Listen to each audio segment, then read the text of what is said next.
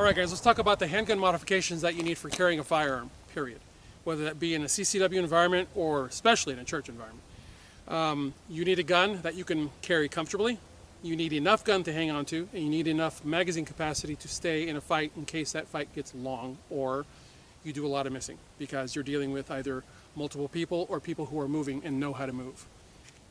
This is the Glock 17. I love this gun. I've had it for many, many years, and I modified it late last year to accept a Trijicon RMR. The modifications that I suggest that you have on a carry weapon are 360-degree stippling. This is laser stippling from the custom deluxe package at aimsurplus.com.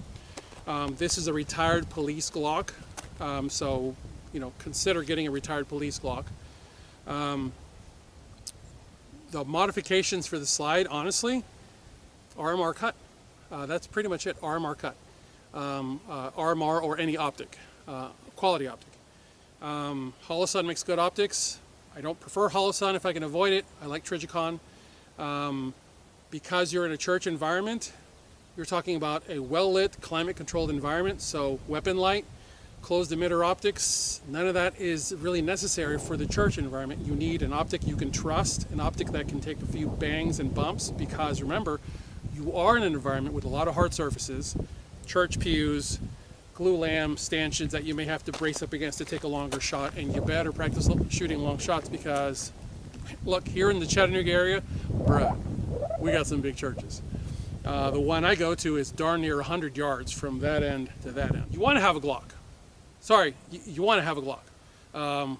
Glocks, I know that there's a huge argument on this. I don't really care. I'm a Glock guy. Why? Because Glocks always go bang.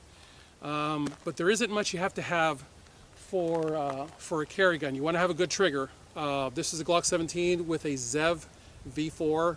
The modern version is the ZEV Pro connector. That dramatically changes the trigger, although I've heard good things about the Gen 5s. And if you have a Gen 5 Glock, dude, you're done.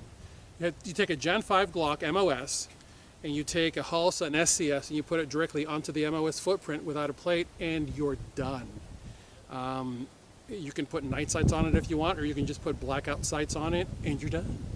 Because the SCS is low enough for you to visualize cleanly through, co-witness cleanly through. So there are so many modern options for out-of-the-box carry guns that you don't have to spend a ton of money. And if you go to Aim Surplus from time to time, they do have trade-in, they do have trade-in Glock Gen 5s, so consider that.